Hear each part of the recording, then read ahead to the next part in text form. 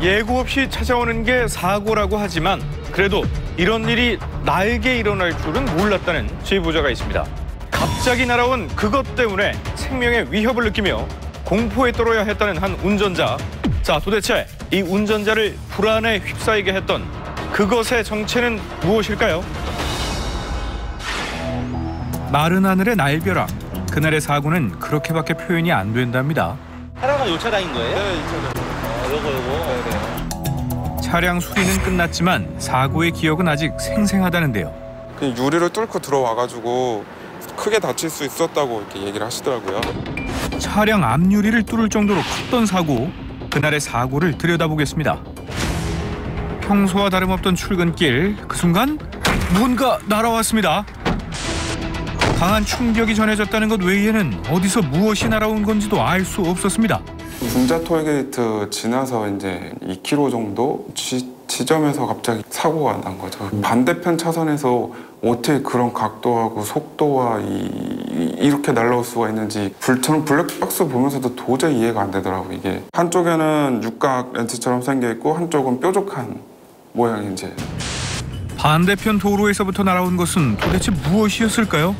자동차 명장은 이 낙하물의 정체를 알고 있을까요? 영상에서 날아왔던 그 물건의 정체는 나첸렌트라는 겁니다. 한마디로 공구가 날아왔다 이렇게 볼 수 있습니다. 이렇게 사용하는 게 렌치예요. 제보자의 차량을 덮친 낙하물은 바로 대형 트럭에 주로 쓰이는 공구 라쳇 렌치였습니다.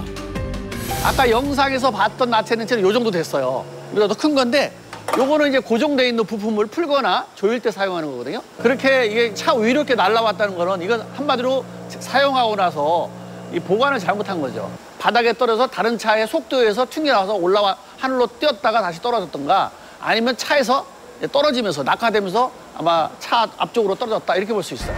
공업소에나 있을 법한 공구가 도로 위 차량으로 날아왔다니 황당하기만 합니다. 이 사고로 제보자는 차량 앞유리와 지붕을 교체해야 했는데요. 고속도로에서 차량에 날아든 낙하물을 수거해 가해자를 찾는 것도 어려웠던 상황. 뿐만 아니라 현장에는 중앙분리대가 있어서 날아온 지점을 확인하더라도 가해 차량 번호판을 알아보기가 쉽지 않았는데요. 떨어진 차를 찾을 수는 없다. 결국 가해 차량을 찾지 못한 제보자. 보상이야 받고 싶죠. 당연히 받고 싶죠. 이거는 저한테도 크게 부담되는 금액이었고 제가 할 수 있는 거를 모르겠더라고요. 뭘 해야 될지를. 가해자는 없고 피해자만 남은 사고. 매일 아침 지나는 도로였지만 이제는 트라우마만 남았습니다. 문제는 이런 사고가 한두 건이 아니라는 겁니다. 지난 5년간 발생한 고속도로 낙하물 사고는 200건이 넘지만 보상은 고작 10건. 제보자처럼 억울한 상황에 놓이는 운전자들이 더 많다는 건데요. 운전 경력 10년. 그도 이런 사고는 처음이랍니다. 너무 자연스럽게 열려서 처음에는 인지를 못했어요. 이제 선루프 열듯이 그냥 열리는구나 이러고 가고 있었어요. 무엇이 열렸다는 걸까요?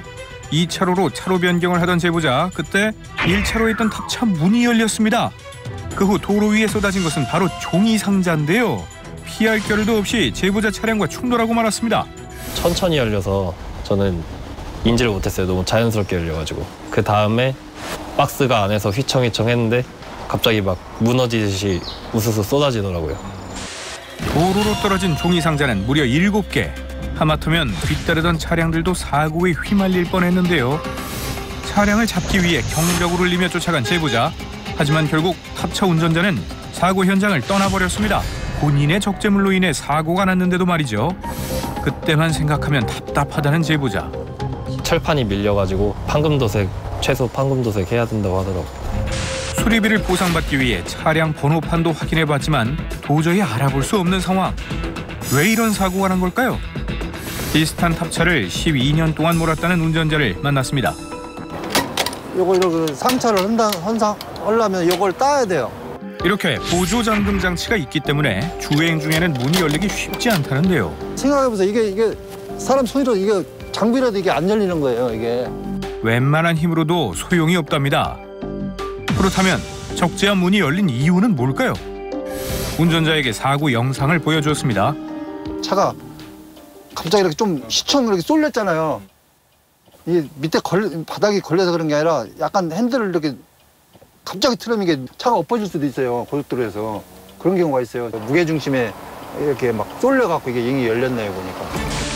차체가 크게 흔들리는 바람에 종이 상자들이 문 쪽으로 쏠리면서 적재함이 열린 것으로 추측된다는데요.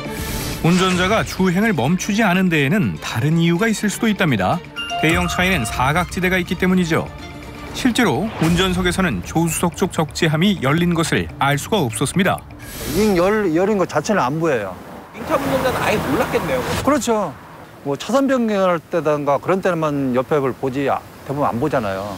이처럼 가해 차량 운전자가 사고 사실을 인지하지 못하고 현장을 떠난다면 다른 운전자들이 피해를 고스란히 떠안게 되는데요. 그날 그 시간에 그 도로를 이용했다는 이유만으로 말이죠. 눈이 아플 정도로 영상을 돌려봤다는 제보자는 드디어 단서를 찾았답니다. 블랙박스를 천천히 한 프레임씩 돌려보다가 조수석 쪽 유리창에 박스가 딱 공중에 떠 있더라고요. 거기 택배 송장이 붙어 있었어요. 딱 취급주의도 써 있고. 제보자의 말처럼 택배 상자가 맞다면 도로관리소에서 수거하지 않았을까요? 기록이 있는지 확인해봤는데요. 저희 사무소로 수거된 건 없고요. 직영 작업반이 나간 것도 없는 걸로 알고 있거든요. 그 카메라 같은 거 관리하고 있는 센서가 따로 있거든요. 먼저 문의해 보시면 될 것 같고. 따로 기록이 없고요. CCTV가 녹화가 되는 게 아니어서 저희가 그거를 확인할 수 있는 방법은 없죠. 제보자가 할 수 있는 건 여기까지였다고 합니다. 알아볼 수 있는 만큼 다 알아봤지만 더 이상 할 수 있는 게 없었다고 하거든요. 자, 이렇게 미궁 속에 빠져버린 사건, 이렇게 포기해야 하는 걸까요? 그런데 말입니다. 영상 속에 포착된 유일한 단서, 바로 이 상자. 상자에 대해서 저희는 조금 더 면밀히 살펴보기로 했습니다.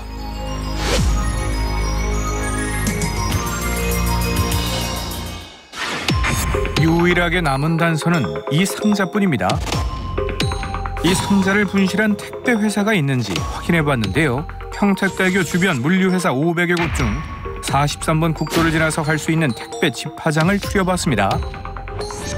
아니요, 없어요, 저희. 저희 쪽은 아닌 것 같은데. 하지만 어디에도 택배 상자를 잃어버렸다는 업체는 없었는데요. 심지어 사고 현장 부근 CCTV는 제보자가 지나온 대교 위만 비추고 있었습니다. 즉, 사고 현장은 CCTV가 없는 사각지대였던 겁니다. 점점 미궁 속에 빠지고 있는 사고. 당시 현장에 또 다른 목격자는 없었을까요? 출발 차량에 저는 지금 번호가 확인되는 차량은 한 대밖에 없어요. 다마스 차량 확인했을 때도 아마 블랙박스는 없었고, 자기 좀 차량 번호나 그런 건 보지 못해서 자기 피해가 없었다고 진술을 해주셨어요. 혹시라도 영상에서 놓친 것은 없는지 전문가에게 영상을 의뢰했는데요. 가진 것은 50초가량의 블랙박스 영상뿐. 끈질긴 분석 끝에 나타난 진실은 무엇일까요? 떨어지는 화물, 그리고 화물에 붙어있는 뭐 송장, 메모 등을 봤을 때는 이거 택배 차량이 아닌가라고 의심할 수가 있는데, 실제로 분석을 해본 결과 택배 차량은 아니고요. 택배 차량이 아니랍니다. 거기에 있는 박스의 크기라든지 상호와 로고의 패턴 또는 써져 있는 글자들이 모두 다 일치했기 때문에 한 회사에서 뭐 한 제품을 운반하는 회사 차량일 가능성이 높다라고 보시면 됩니다. 떨어진 상자에 써진 글씨와 로고가 똑같은 걸로 보아 한 업체의 납품 차량일 수도 있다는데요. 분석된 단서들을 조합해 업체들을 확인하고 또 한 번 한 곳으로 좁혀졌습니다. 제작진이 찾은 곳이 맞을까요?